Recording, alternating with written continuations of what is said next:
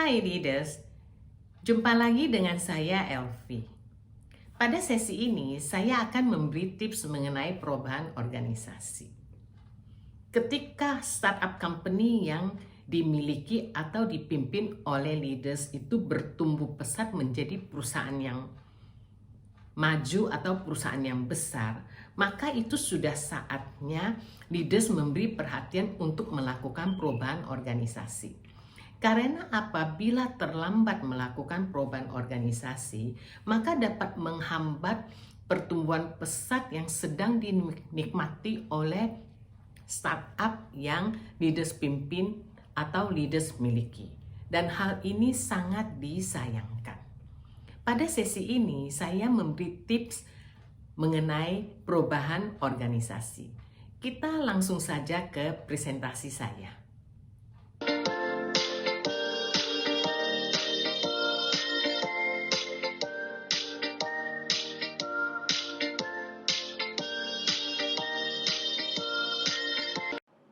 Startup yang bertumbuh pesat tidak dapat menghindar dari perubahan organisasi. Perubahan organisasi harus segera dilakukan, sejalan dengan bertumbuhnya startup. Apabila terlambat melakukan perubahan, maka risikonya adalah operasional startup semakin tidak efisien dan tidak efektif. Hal ini berarti biaya semakin tinggi dan akibatnya profit menurun. Selain itu, dapat menghambat pertumbuhan startup yang pesat tersebut. Perubahan organisasi dapat saja dilakukan 1 tahun sekali atau sesuai kebutuhan karena penambahan karyawan atau pembentukan fungsi baru.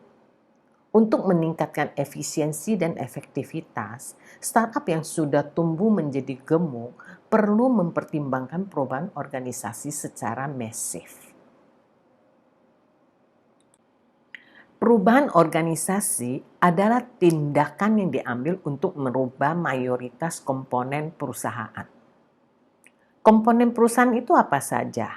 Misalnya teknologi, infrastruktur, proses, dan kultur perusahaan atau cara karyawan melaksanakan tugas.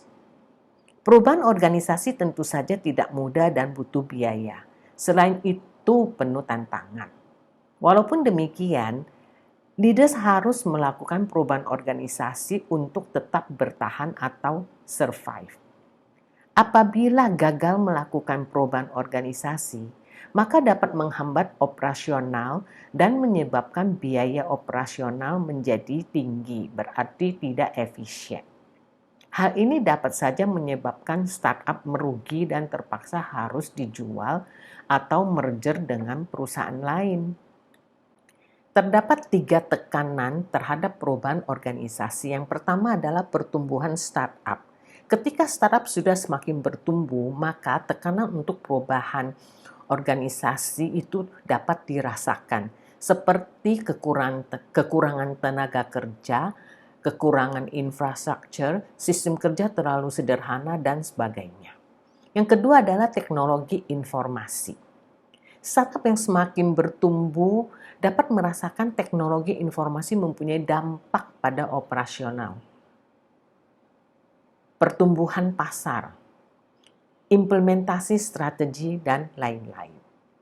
Yang ketiga adalah pasar global. Startup yang semakin bertumbuh sudah mulai mengincar pasar global sehingga persaingan semakin kuat. Hal ini memberi tekanan untuk desain ulang atau merubah organisasi agar operasional dapat melayani pasar global.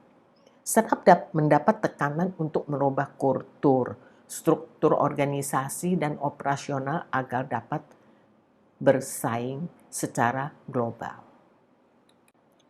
Agar sukses, lakukan perubahan organisasi sesuai kebutuhan.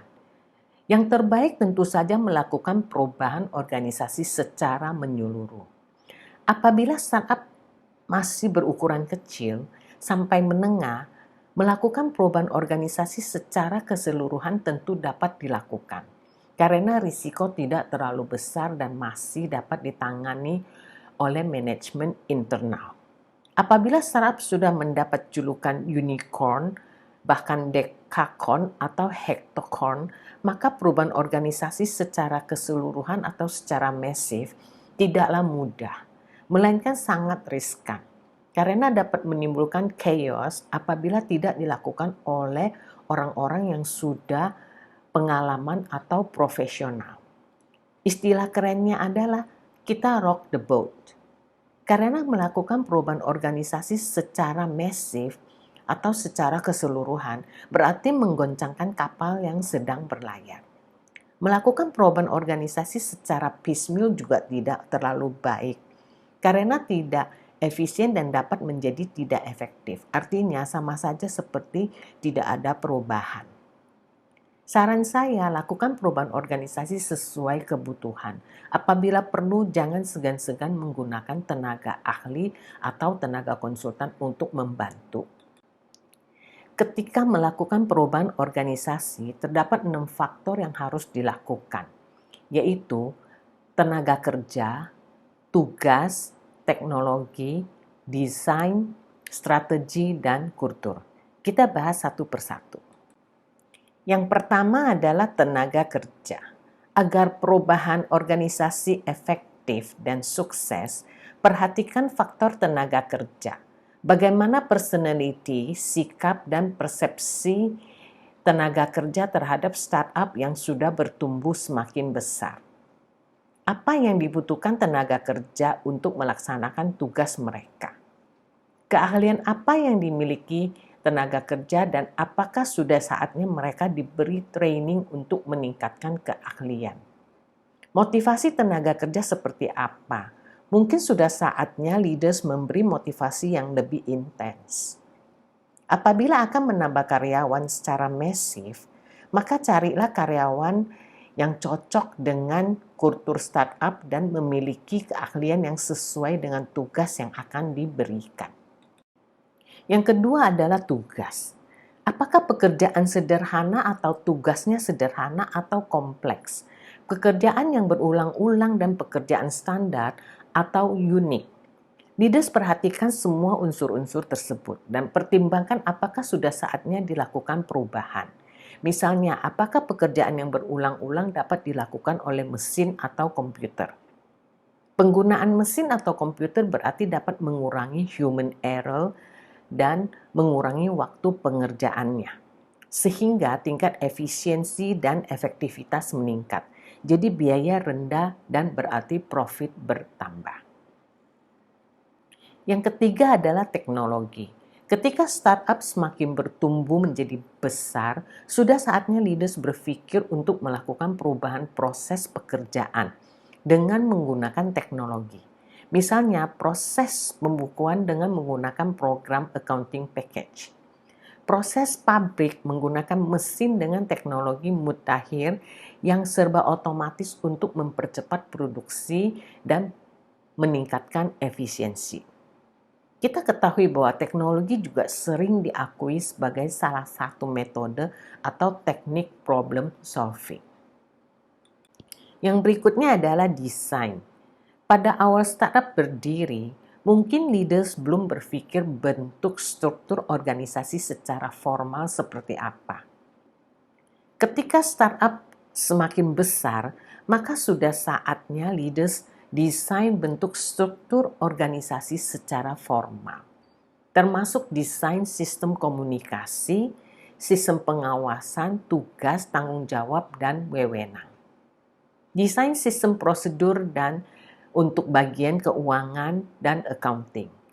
Kemudian, desain standard operating procedures untuk bagian lainnya seperti sales and marketing, production, human resources, dan sebagainya.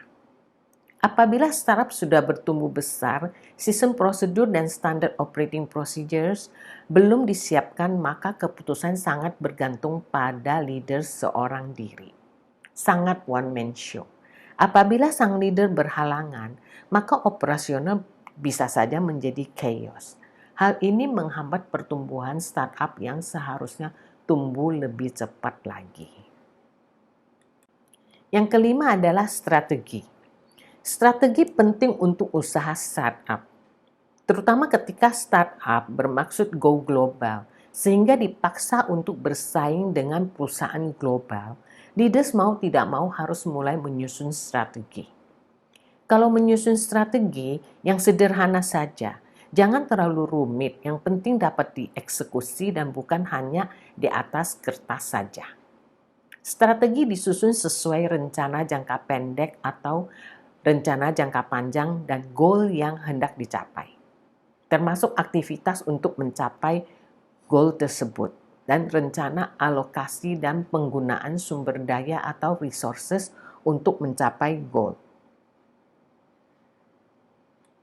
Yang terakhir adalah kultur.